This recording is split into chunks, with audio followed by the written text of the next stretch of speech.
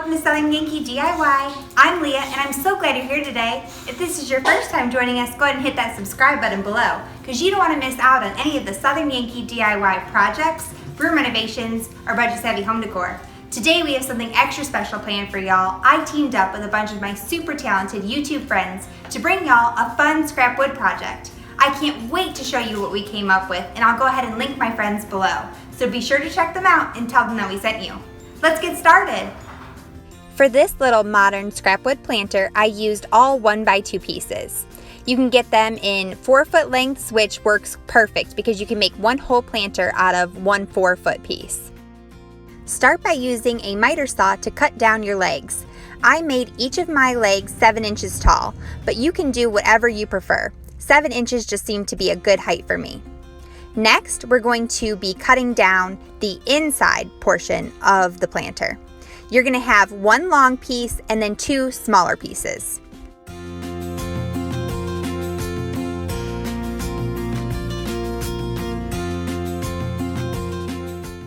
The one larger piece that will be inside, on the inside of the planter, is going to measure about 5 inches. Then I took 2 smaller pieces and cut them at 2.5 inches apiece, so that the total of the 2 smaller pieces would equal the longer piece. You need to do this if you want your planter to be symmetrical. You could definitely use a handsaw for this project, but I always love a miter saw because a handsaw is just a workout that I am not interested in.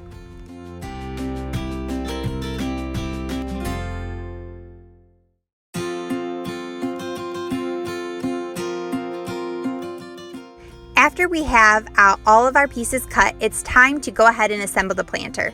The first thing we're going to do is measure where we want the base to sit.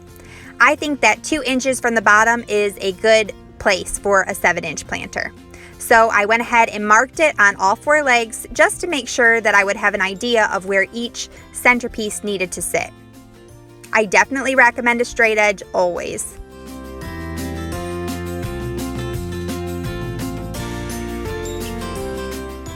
To assemble this planter, we're going to use some Gorilla Glue and also nails.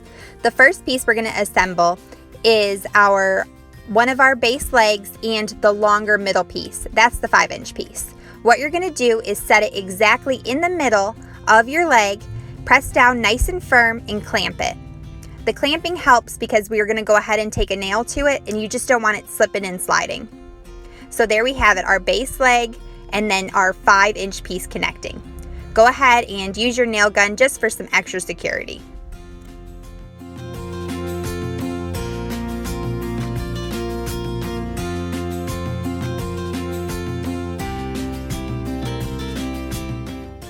Now we're going to go ahead and attach our other leg the same way. We're going to use Gorilla Glue and nails. You want to make sure that these 2 pieces are pretty level. You can go ahead and use a level, or if the surface you're working on is level, you can just simply set it down where it's flat and not wobbling and then nail in your piece. Now we're going to do our middle section with the 2 smaller pieces. Take one of your 2.5-inch pieces and press it into the center of your planter. I already had the center marked, so that made it easier for me. Now you can go ahead and nail in the small piece from the other side. You're going to see that when we do the next small piece, it's going to be a little bit tricky, but not too bad. For the other 2.5-inch piece, we're going to go ahead and use our Gorilla Glue again. We are Gorilla Glue happy, y'all.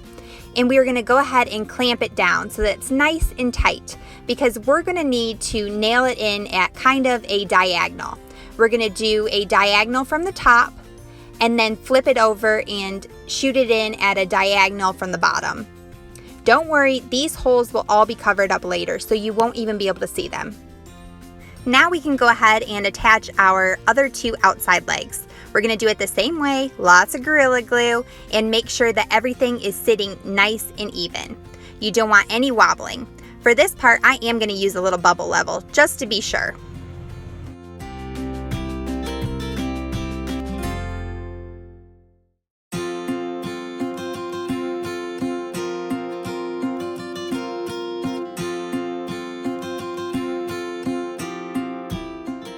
Now we'll go ahead and attach our last leg the same way, Gorilla Glue, level, nails. This is the simplest and easiest assembly, and y'all, you can make these planters in for real like 17 minutes. It is amazing, and they turn out so stinking cute.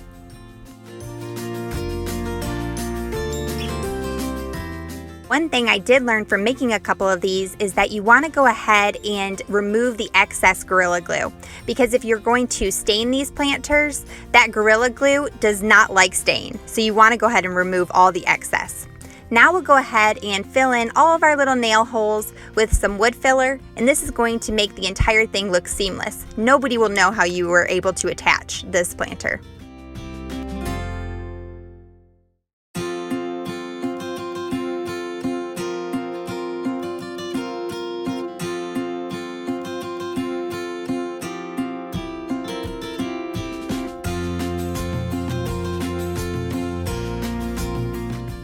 After all my nail holes are filled, it's time to go ahead and sand it down. I just did this by hand. I do have an electric hand sander, but a little square block sander will work out great for this project because you have to get into all of the crevices and the nooks of the planter, and just doing it by hand is much, much easier. Plus, I've got my little helper over there monitoring my every move, so I have to make sure I'm doing this as quick as possible. Now it's time to get creative. You can use stain or spray paint. I chose to do black because I just think it looks nice and sleek.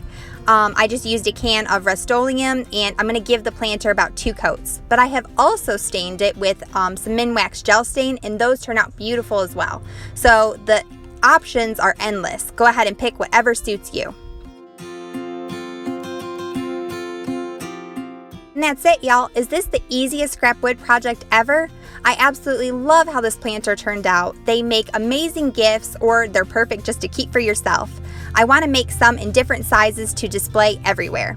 Don't forget to check out my friends' amazing projects. I'll go ahead and link them all below and tell them that we sent you. I hope you enjoyed this scrap wood fun, and come back next time for some more DIY fun. Have a great day, y'all.